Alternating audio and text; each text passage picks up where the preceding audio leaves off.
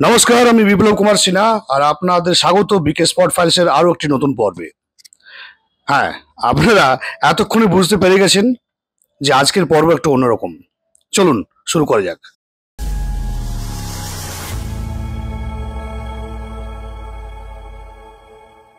আজকে যাত্রা শুরু হয়েছিল আমাদের হোটেল ভিক্টোরিয়া থেকে। পুরীর যে সি বিচ আছে সেই সি বিচের পাশে যে হোটেল ভিক্টোরিয়া, দারুণ একটা হোটেল, চারদিকের জন্য একটা একটা মন্দির ব্যাপার। সেই ভিক্টোরিয়া থেকে আমরা যাত্রা শুরু করেছিলাম। গন্তব্য কোণার্ক সূর্য মন্দির, যা এখান থেকে প্রায় 1 ঘন্টার দূরত্ব।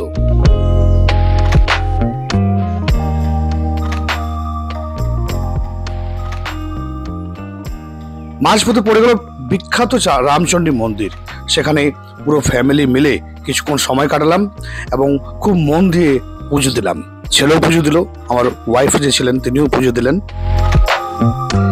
আর বলতে হবে প্রচন্ড গরমে যাত্রাটা ছিল বেশ ক্লান্তিকর।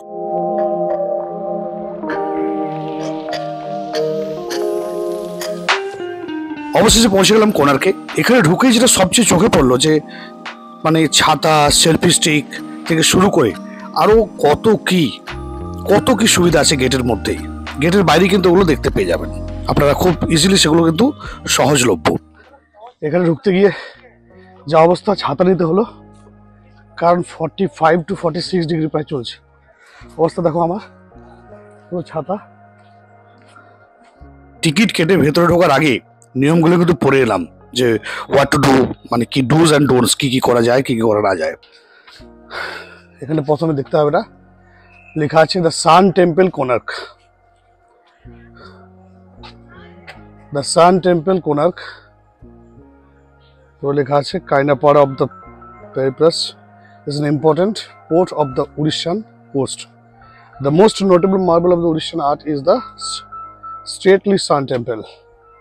বাকি সমস্ত ডিটেলস এখানে দেখতে পেয়ে যাবেন।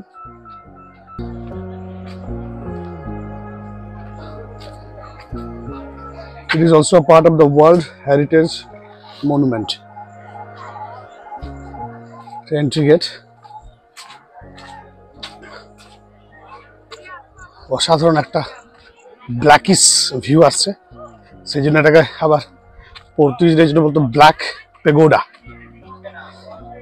প্যাগোডা বলা হতো। 24টা চাকা এবং 7টা ঘোড়া নিয়ে আছে। এই দেখুন, অনেক শিল্পকলা আছে, পৌরাণিক যে নানা রকম যে ইরোটিক সিচুয়েশন বা ইরোটিক পজিশনস, লাভ, দেখুন পুরো এক একটা সিচুয়েশন দেখুন, কত শিল্পকলা। 1255 সালে ত্রয়োদশ শতাব্দীর মানুষেরা যে শিল্পকলাতে কত এক্সপার্ট ছিলেন তারা, সেটাই শিল্পকলা থেকে দেখেই বোঝা যায়। অসাধারণ একটা শিল্পকলা।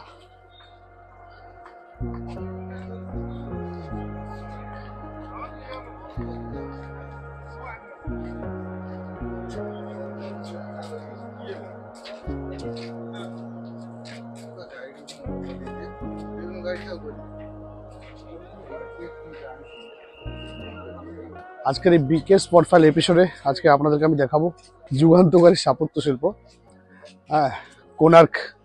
কোণার্ক সূর্য মন্দির। এটা স্থাপিত হয়েছিল প্রায় ত্রয়োদশ শতাব্দীতে। গঙ্গরাজ বংশ, প্রথম নরসিংহ দেব, তিনি এটা প্রচলিত তিনি স্থাপন করেছিলেন এবং এটাকে অনেকে ব্ল্যাক পেগোডা হিসাবেও জানে ওয়েস্টার্ন কান্ট্রিতে।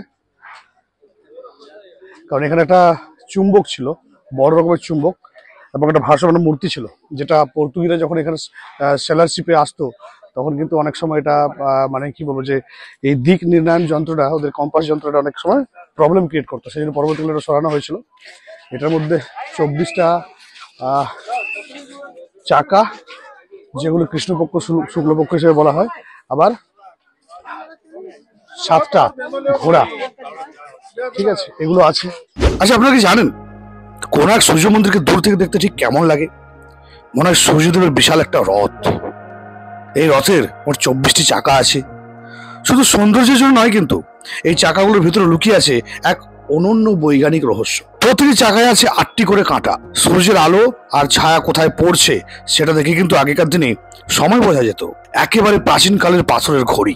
শুধু সময় নয়, চাকাগুলো ঋতু আর মাসের হিসাবও রাখতো কিন্তু। 24টা চাকা মানে বছরের 12 মাস আর 24 পক্ষের প্রতীক।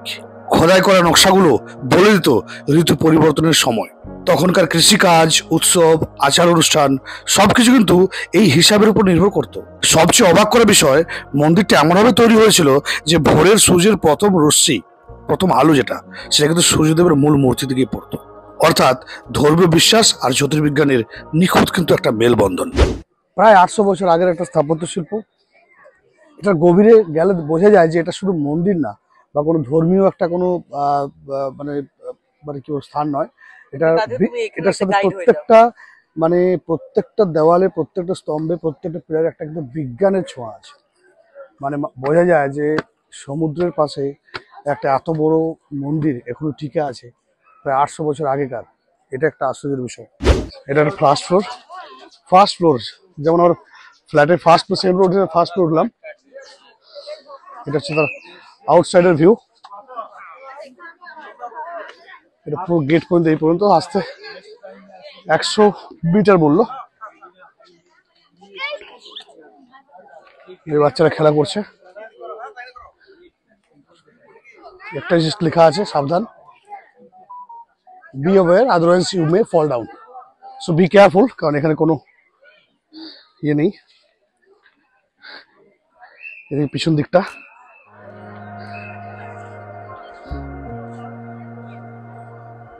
প্রত্যেকটা দেওয়ালে মানে যে স্তম্ভগুলো আছে, স্তম্ভ বলি আর কি, যে পিলারগুলো, সেই পিলারগুলো প্রত্যেকটা পিলারে কিন্তু